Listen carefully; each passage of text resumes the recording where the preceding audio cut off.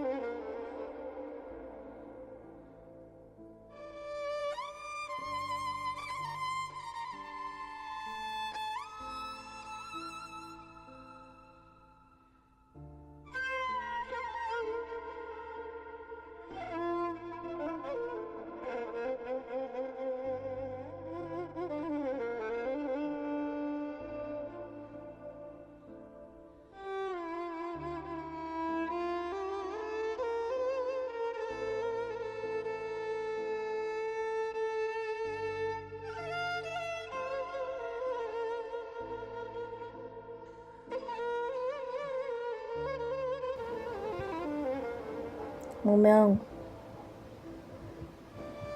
mbona umerudi tu umekaa tu hapa? Tunakula nini?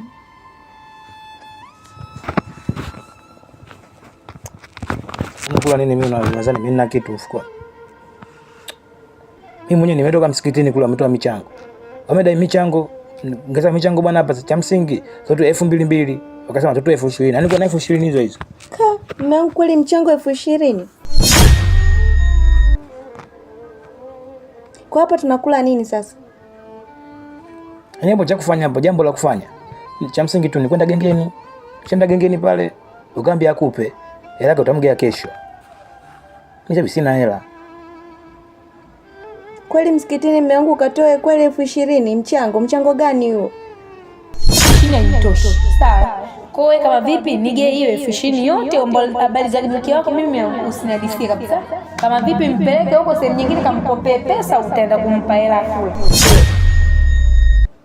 Na unahusu nini? Pale kuna ujenzi wa vyoo pale. Vyoo havijakamilika. Lija ndio ujenzi wa vyoo. Ile madrasa ya watoto kule pia nayo inahitaji pesa. Sasa mimi nikiwa kama kamati nitoe shilingi 2,000, 5,000 inakuwa ni fezea. Nikatoa 20,000 yote. Hela nyingine sitakuja siku nyingine. Hivi mama, anachokipitia dada unakiona kweli? Unajua leo asubuhi nimepita pale nyumbani kwa dada. Nimekutwa anapigwa na mume wake. Baadaye namuuliza, hivi dada, shida zote hizo nini? Anasema ni shida za ndoa. Mwambie dada, kwa hiyo umeamwaje? Akasema ni shida za ndoa tu, inabidi tu nivumilie, ni maisha. Mwambie dada, twende tukamwambie mama hivyo. Hata labda mama atatusaidia, atatushauri. Dada akasema achana naye, atamudu. Sasa mama, si turudishe hiyo mali ya watu mama, tumrudishe dada akae hapa kwa amani. Uliongea mwanangu. Ni mara ya kwanza pia napata hayo malalamiko. Ila mimi kama mzazi sikubaliani eti ya kwamba anateseka irudishwe mahali. Hapana. Siku zote maisha ya ndoa ni kuvumilia. Uvumilivu unatakiwa mkubwa sana kwenye ndoa. Usipokuwa mvumilivu, uweze kufikia malengo yako. Utahangaika huku na huku na kubadilisha wanaume ambao wanaume hao unafikiri labda huyu atakuwa na unafuu. Kumbe unaweza kukuta yule mwanaume unayemfuata ndo ana balaa kabisa. Ukaona afadhali hata huyu. Basi inshallah. Kwa hiyo tunafanyaje? Wewe kama nilivyokuambia nenda gengeni pale. Mwambie bwana kesho hela yako nakupatia kugia karabu gila.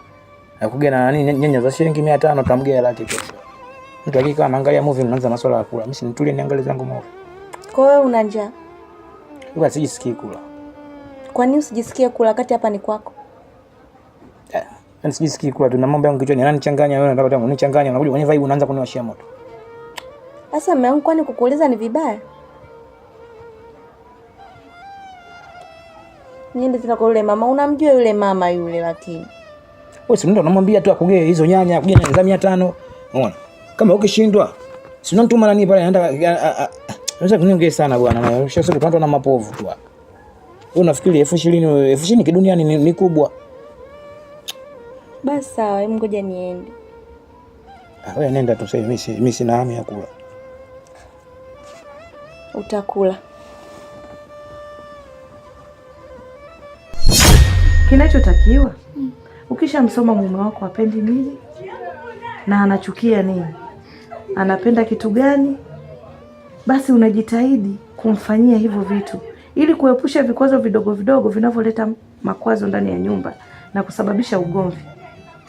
Nadhani umenielewa binti yangu.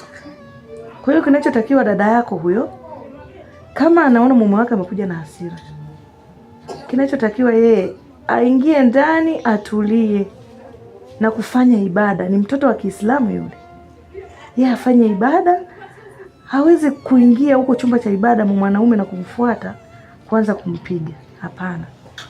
Na yeye kama anakuwa na hasira na anampanda mume wake, anatakiwa ashuke. Siku zote si wanawake tunatakiwa tushuke tunapoongea na waume zetu. Kwa hiyo ninachokusihi binti yangu, na wewe unapoenda huko kwa dada yako, kamwambie nimeongea na mama. Mama amesisitiza kuwa uendelee kuvumilia, maana hata yeye mimi hapa nilipofikia nimekutana na mambo mengi mimi, lakini nimevumilia na nimemlea mpaka yeye alipofika hapo. Usifikiri kuwa kana kwamba maisha siku zote yanakuwa mazuri tu, hapana.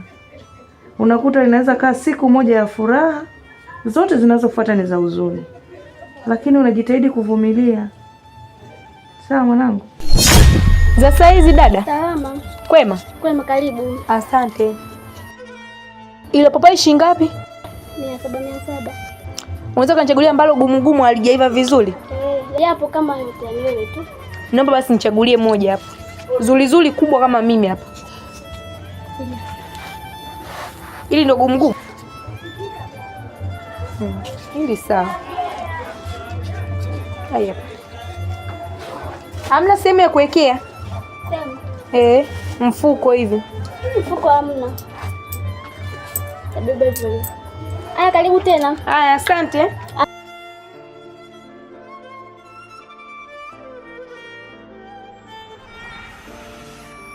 Ya Allah, ya Allah, ya Allah, taqabbali dua. Ya Allah, ya Allah, ya. Asalamu alaykum. Wa kumsalam, karibu. Asante. Karibu kudumini. Mva tangu.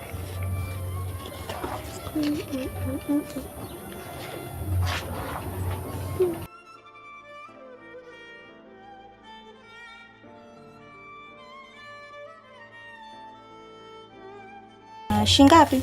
500.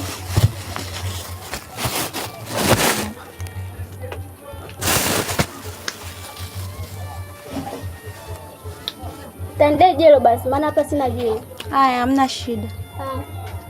Shoga yangu, je, nikupe ubuyu? Ubuyu gani tena? Nawe uishi visababu. Uishi maneno? Nakwambia wewe acha tu.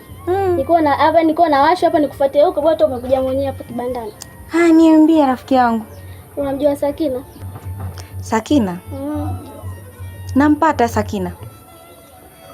Nasikia anatembea na bwana wako. Ila na mimi pia nimewashuhudia kwa macho yangu. Bwanangu? Ndio, yeye bwanako. Bwanangu mume wangu. Sasa ndio hivyo mume wako yani. Nawe. Wapi hapo? Hapo chini hapo. Sakina huyu? Ndio. Sio hujapishana naye hapa hivi? Nimepishana naye. Ndio huyo. Kwa muda huu alikuwa na mume wangu.